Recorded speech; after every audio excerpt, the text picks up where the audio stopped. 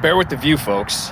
My phone, when it's videoing, won't flip if you're still recording. We're coffee talking. Got a sip left from this morning. It's cold, but it's like cold brew. We're good. Just got the van serviced. Found this sucker on their lot. It's a pre-converted 144-inch wheelbase. So I guess I want to show you the length difference here. Hopefully I'm not making you too dizzy. I don't know. I really should have pulled forward a little bit, but our ass ends are almost lined up. They're close. You can see where that is over the curb, and mine's hanging a little bit further, but no biggie. Let's take a look here.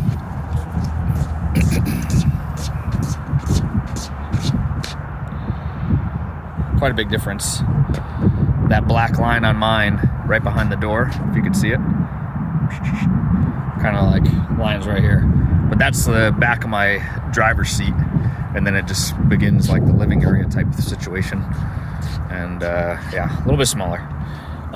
Price point on this sucker, if you follow my Instagram, you would have seen that picture. $165,000.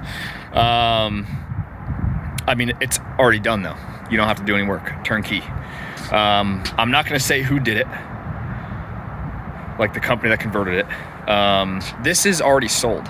I found that out because one of the sales guys here came out and was like, huh, why is that door open? And I was in there gallivanting, looking around, opening doors, checking stuff out. And he's like, can I help you? I go, no, I'm just looking, man. My van's getting serviced. He was like, can you look at a different van? This one's sold. Like, it shouldn't have been open. He was a little upset. Not at me. I mean, maybe at himself or whoever left it open. I don't know. Yeah. But let's talk about this thing for a second. So, you should be able to see.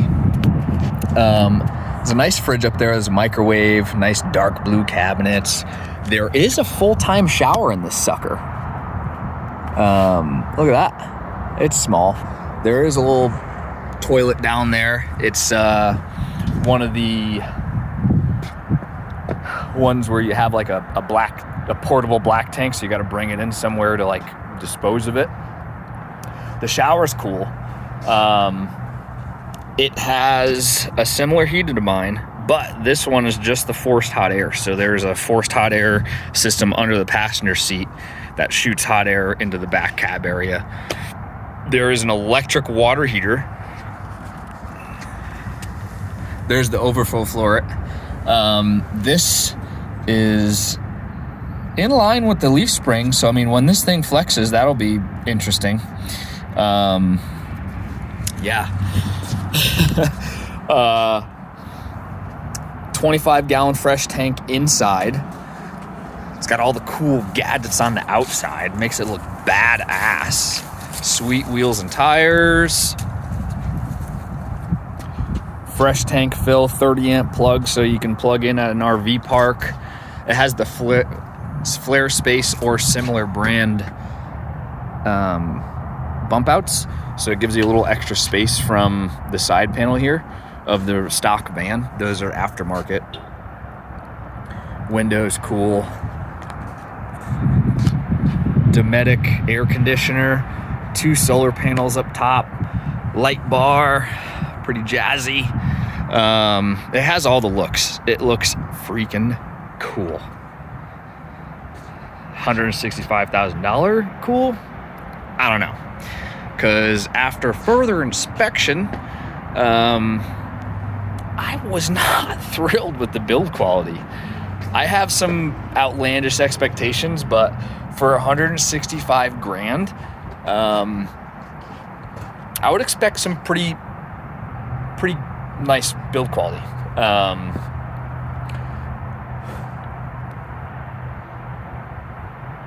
Yeah. There were some pretty alarming things. I'll show you on mine, I guess, something that I'm like talking about. Sorry for the video here, folks. Maybe I should get like a real camera one of these days. But so for instance, drawers, right? This is how they built theirs essentially. Just like, hey, look at all those crumbs. Just regular screw together fashion. That I did that because this one just wasn't worth doing a box joint. Way freaking stronger. No screws necessary.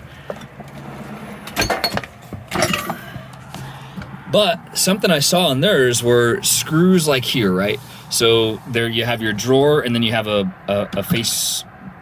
drawer face. They screwed up where they like, I shouldn't say screwed up. They messed up where they put a screw, right? So they didn't want the screw here, they wanted it over here. Well, they removed that screw and left the hole that the screw made and didn't wood putty it or anything. Like, there was just a hole. And I'm not talking they did it once. There was like, I think at least 8 holes just there in the drawers. And I'm like, you couldn't wood putty it? Like, wood putty is like $3. Get the big one, it's like 10, but you're like set for life.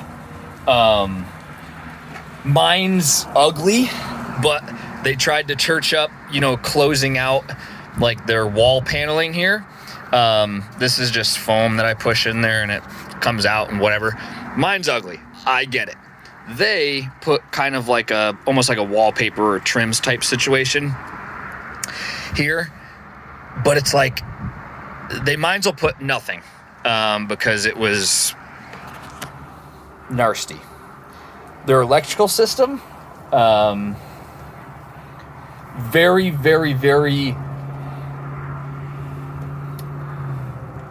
user-friendly, meaning you don't need to know anything about electricity or anything about anything to use it, but it leads to a massive drawback because it's cookie cutter.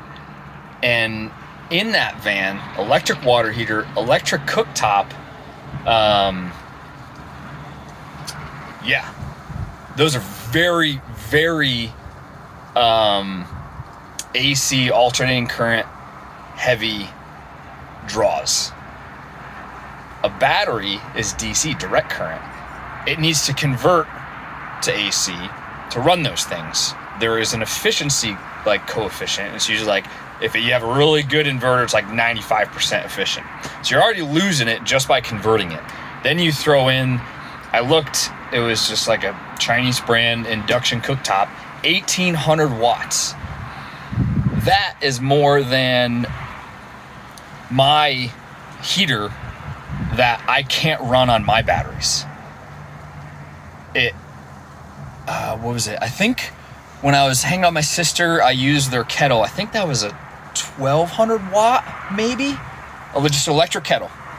It drew 200 amps off my batteries. I can run it a very short amount of time, but they have a 1500, was it 15 or was it 18? 15 or 1800 watt induction cooktop. I think it was 1800. That is massive. And you're cooking on that? Their owner's manual says to use it sparingly. What? Like, I didn't buy an RV to go sit at an RV park. You know what I mean? Like, I bought a really cool off-road looking rig. Like, this thing's supposed to go off the beaten path and yada, yada, yada. Their solar panels are pretty small. Yeah, they're not household panels, so they're probably 120, 150 watt each, which is not that much. To be running, they have almost all electric stuff. Their hot water, electric. Cooktop, electric. You know what I mean? Like, yeah. Their storage solutions weren't great. they wasted a lot of space. See if I can show you here. Just put the coffee down. Most of you are probably freaking sick from all the shaking on this video. Under there, under where you see those mountains, that white lid pops up. That is part of the bed area, but in that side particular I looked in, you can't store anything, and it literally says for you not to, because they ran plumbing through there haphazardly, wires through there messy, and if you put anything in there, you run a pretty big risk of ripping a wire out, making a plumbing connection come loose, something like that. Yeah, looks badass. It's cool. It's got all the outside things that make you go ah, and also a price tag to say ah as well. That's the updated build sheet. I was able to find in this glove compartment area, you could see that piece of paper next to that bubble wrap there. That is the original van build sheet when it just came from the factory empty, $67,000.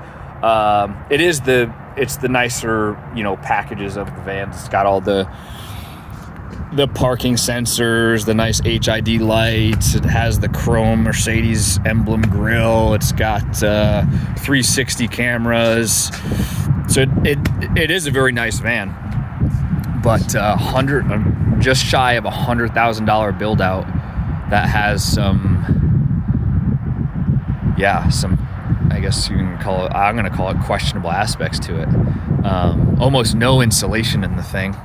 It says, though, it has premium Havelock wool insulation, but I'm not going to be able to show you. There's literally bare metal on the other side of this door. There's bare metal on the back doors. The floor is raised maybe an inch. Maybe they insulated under there, maybe they didn't. And those of you that follow me on Instagram will know, in the winter you come across issues. This is like not a good spot for the intake of that furnace. Like, really? When you're driving, your tire's spinning this way, it's gonna come around, spit shit up. Like, that is not a good spot for the intake. I don't know. That was a bad idea. Bad idea. Anyways, it's nice. It is. 165K nice? I don't know about that. I took a look up top. They're solar panels, held down with non-stainless steel screws, so they're actually already rusting. And I'm not trying to trash this and say mine's the best. No, mine's got fucking issues. I showed you the shitty, trim I put in. I got issues with it. Stuff's broken. Not saying mine's perfect, but if you're ever in the market for one of these and you go to a dealership, that is a lot of money to be paying for some simple, just no care given mistakes. The plumbing being run all shitty. I mean, the plumbing is run shitty. They could have done much better to give you more space to store things. The screw holes, that is just like, there's just no care given on that. Careful. If you're ever in the market, look at it and hold them accountable if you find stuff like that. And you could very well want to buy it, and maybe they'll probably work with you, but heads up, folks. Heads up. That's it. Where to put my coffee? Out.